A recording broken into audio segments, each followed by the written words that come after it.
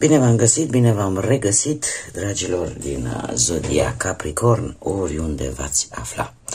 Suntem din nou împreună la o nouă lectură generală, de data aceasta pentru perioada cuprinsă între 24 și 30 noiembrie, ultima săptămână a acestei luni. Așa că toți cei care aveți Soarele, Luna, Venus, Ascendentul în Zodia Capricorn, această lectură este de asemenea și pentru voi. Desigur, nu trebuie să uitați, un aspect important este totuși o lectură general colectivă, așa că vă rog să luați decât acele mesaje care vor rezona cu voi, iar restul lăsați-le să zboare în univers, pentru că sigur sunt pentru alte energii care într-o mai mică sau mai mare măsură au o legătură cu Zodia Capricorn. Și haideți să începem această lectură cu energia săptămânii. Care este energia, dragilor mei, din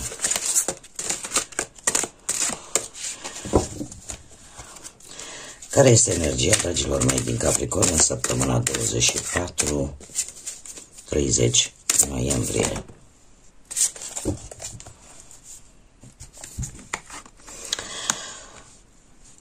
O energie, după cum bine vedeți, chiar a acestui pachet de cărți de oracol, lumini și umbre, chiar energia asta v-a căzut. Și avem numărul 21 sau numărul 3, poate rezonează cu voi. Se numește Îngerul Alchimiei și ne vorbește de un miracol. Despre ce miracol este vorba? Probabil că tu sau cineva apropiat au ceva probleme posibil de sănătate pe care se pare că le vei rezolva, dar în același timp vei avea o revelație. Îți vei da seama că viața este de fapt atât de scurtă și că sunt momente de care trebuie să profităm din plin. O energie, aș zice, a trezirii. O energie a recunoașterii a ceva foarte evident, dar de care de multe ori nu ținem cont. O energie profundă, dragilor, din Capricorn pentru voi, o energie tare profundă. Haideți să vedem ce ne spune și tarotul și ce vine pentru dragii mei din Capricorn în perioada 24-30 noiembrie inclusiv. Ce vine pentru dragii mei din Capricorn în perioada 24-30 noiembrie.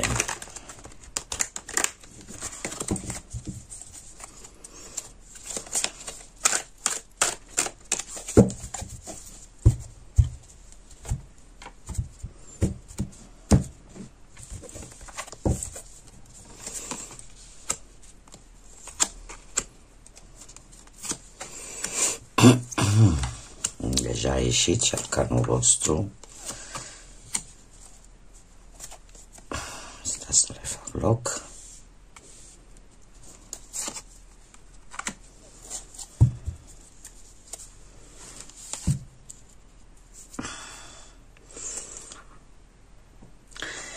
Gata, am rezolvat problema și cu lumânărica. Deci, dragii mei,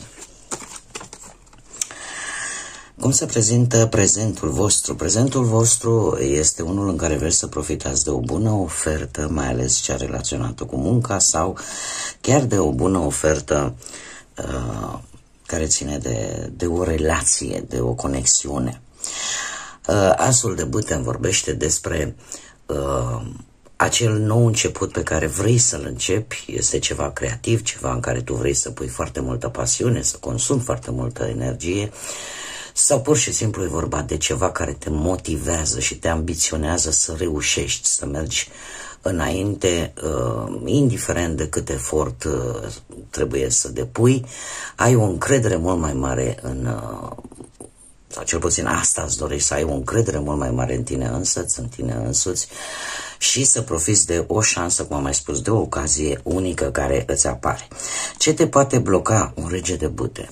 Putem vorbi de zodii de foc, berbec, leu, săgetător, sau pur și simplu, da, de cineva care, nu știu, poate că e într-adevăr are o ambiție, o voință puternică și e cineva care nu renunță ca voi să puteți profita de această ocazie unică care vi se oferă. Dar de asemenea putem vorbi și de voi. Și în mod special pentru cei care poate aveți un ascendent într-o zodie de foc, Berbec, Leu, Săgetător, în care de multe ori, cum de fiecare dată o spun, ce este mult nu este bun, indiferent despre ce vorbim. De ce spun acest lucru? Pentru că poate ceva ar putea bloca, și mai ales pe partea de relații, ar fi chiar, cum să spun eu, pasiunea, dar în același timp felul în care vedeți voi acest început de relații, care nu este unul tocmai, să zicem, bazat nu pe sentimente, da? Este unul bazat pe atracție fizică, pe chimie, și lucrul ăsta e posibil să vă blocheze un pic începutul acestei relații, acestei conexiuni. Cum de asemenea putem vorbi chiar și pe parte profesională, da? Să fiți atrași într-adevăr de această ofertă, de această ocazie unică care vă apare la nivel de carieră, la nivel profesional, dar totuși să scăpați din vedere anumite aspecte și să nu analizați foarte bine de fapt ce supune acceptarea acestei oferte.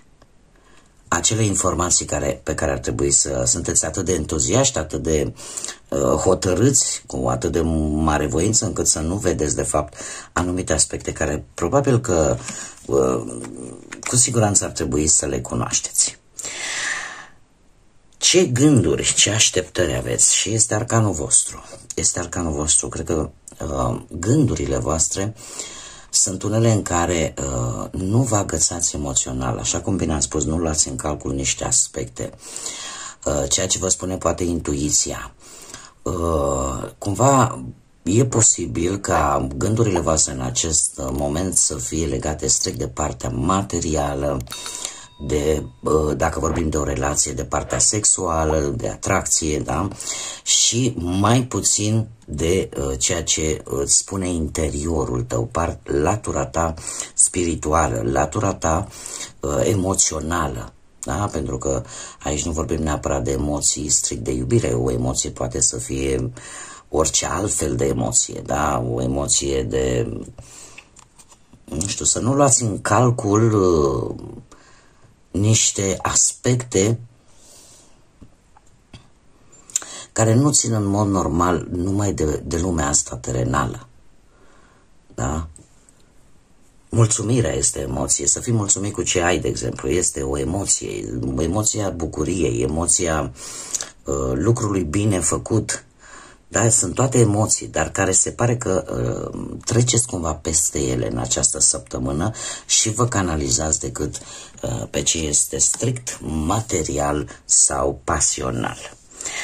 De ce anume ar trebui să vă dați voi seama? Ar trebui să vă dați seama cu acest 4 de bâte că în viață este nevoie și de stabilitate.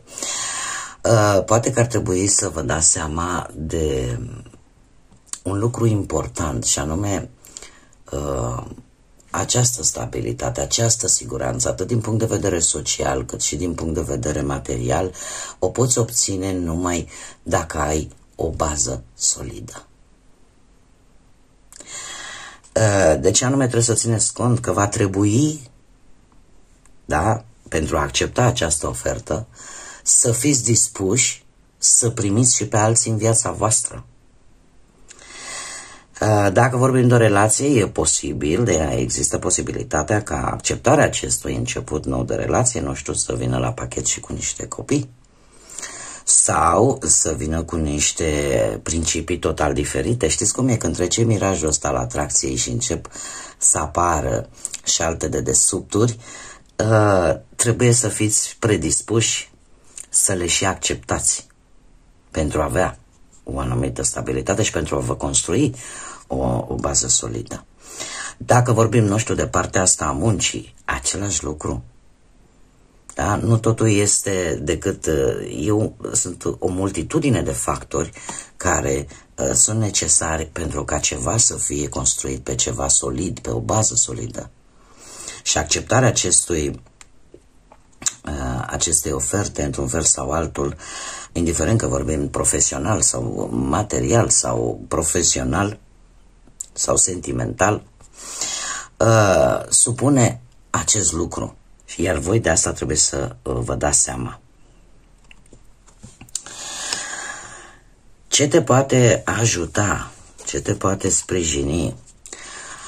Și avem spânzuratul. Te poate ajuta dacă vei privi situația dintr-o altă perspectivă, dacă vei încerca, nu știu, să vezi de ce sacrificii este nevoie să faci pentru a vedea lucrurile fix așa cum sunt. De faptul că e posibil ca toată această situație să nu depindă doar de tine și să depindă și de o altă persoană, mai ales dacă vorbim de partea asta sentimentală. Să vezi dacă dintr-o altă perspectivă vei fi mulțumit sau ești mulțumit cu situația în care te afli în acest moment. Sau ce anume ar trebui, așa cum bine am spus, să sacrifici. Sau ce îndoieli ar trebui să-ți alungi. Da? Să vezi exact lucrurile așa cum sunt. Posibil unii dintre voi să luați în calcul și ideea de ce te poate împiedica. Da? Dacă depinzi de o persoană sau depinzi decât de o singură persoană sau cum să spun eu, dacă de exemplu ai vrea să faci ceva, ce te-ar putea bloca? Da? Dacă tu vrei să-ți dezvolți ceva anume, care ar fi blocajele? Da? Se cere, iar pentru asta te-ar ajuta foarte mult să faci aceste paralele, să faci această triere de gânduri, de posibilități, în așa fel încât decizia ta să fie una cât mai bună. Ce urmează să vină în această săptămână? Un cavaler de bâte și forță. Avem destul de multe zodii de foc, dragilor, în această lectură și dacă tot am ajuns la partea asta de zodii, se repetă foarte mult zodiile de foc, Berbec, Leu, Săgetător.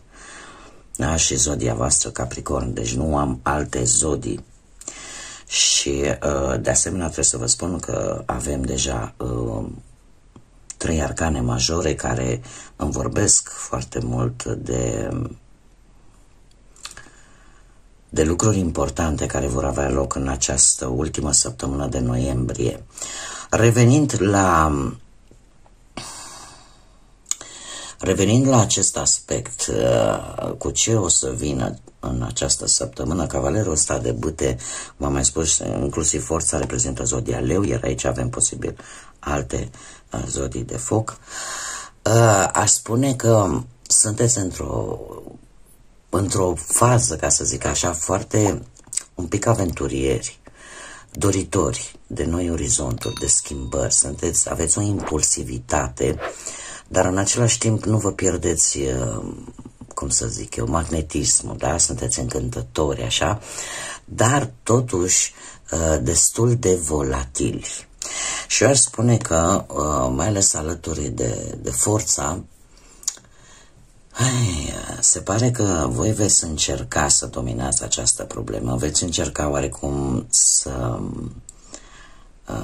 o coordonați, mai bine zis, să o coordonați într-o manieră, cum să spunem, foarte strategică. Dacă vorbim de partea profesională, doar că trebuie să vă spun că este trecător ce se întâmplă în această săptămână, adică nu va dura. Acest cavaler de bâte îmi confirmă acest lucru, este ceva care vine și pleacă. Dacă, cum să spune, e ca voi dacă nu o să vă simțiți legat de că e vorba de o relație, că e vorba de un proiect, de o ofertă, nu vă compromiteți pe termen lung, nu va fi ceva de lungă durată. Iar forța îmi spune că într-adevăr aveți o energie din punct de vedere pasional foarte puternică în această săptămână. E posibil ca unii dintre voi să încercați într-un fel sau altul să dominați această situație prin folosirea comunicării, o comunicare așa foarte convingătoare, dar dacă ar fi să spun în vorbe simple, această săptămână pentru voi, dragilor, este o săptămână în care efectiv pofta de viață, și asta se vede și din energia pe care am văzut-o încă de la începutul lecturii, pofta voastră de viață este una extraordinar de mare. E ca și cum mai spune, vreau să comasez tot ceea ce poate n-am trăit până acum, să comasez în acest moment. Doar că este ceva pasager, nu va dura.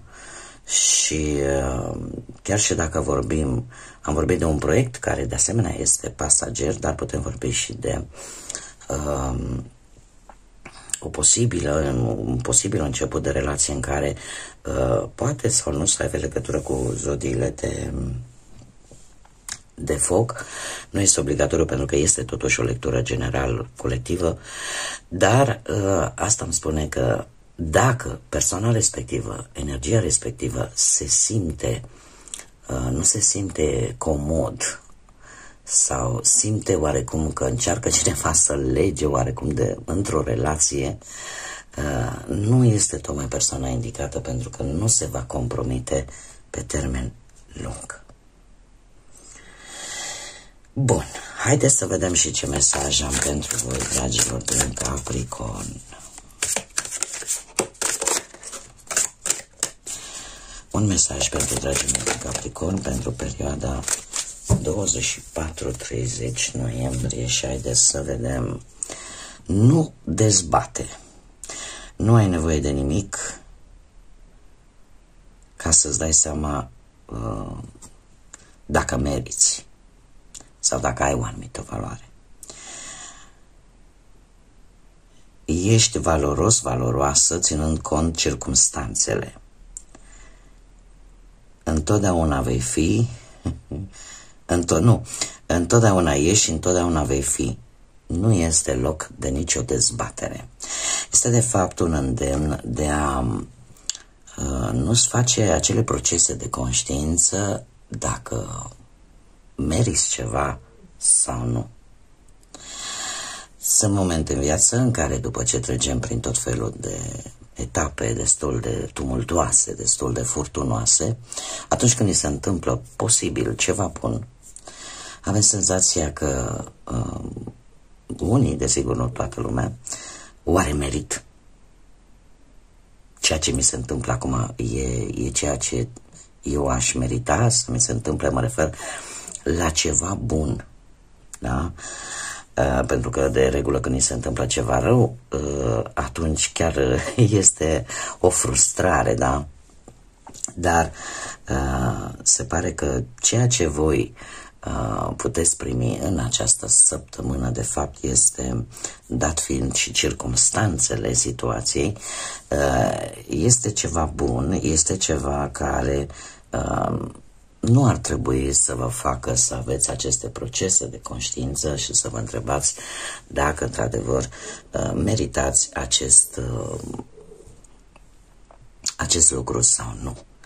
Este ceva bun, este ca o licărire de lumină în viața voastră, poate a unora destul de tumultoasă. Bun, dragii mei, cam atât am avut pentru voi pentru această ultimă săptămână de noiembrie. Eu vă mulțumesc tuturor pentru prezență, pentru like-uri, distribuiri, comentarii și faptului că v-ați abonat. Le urez bun venit recenților abonații acestui canal, cum de asemenea invit pe toți ceilalți, dacă îndepliniți cei 3 de dacă v-a plăcut, dacă ați rezonat, dacă mai doriți să revedeți sau să vedeți noi lecturi, modalitatea și în felul în care eu le interpretez, nu ezitați, abonați-vă, este gratuit și desigur nu uitați de clopoțel, activați-l pentru că el vă va anunța atunci când eu public lecturi noi. În ceea ce privește această ultimă săptămână din noiembrie, o săptămână liniștită, vă doresc o săptămână minunată, o săptămână plină de căldură sufletească. Iar până data viitoare, când ne vom revedea la lecturile generale pentru luna decembrie, eu vă doresc tot binele din lume, multă energie pozitivă și, desigur, să fiți iubiți, dragilor.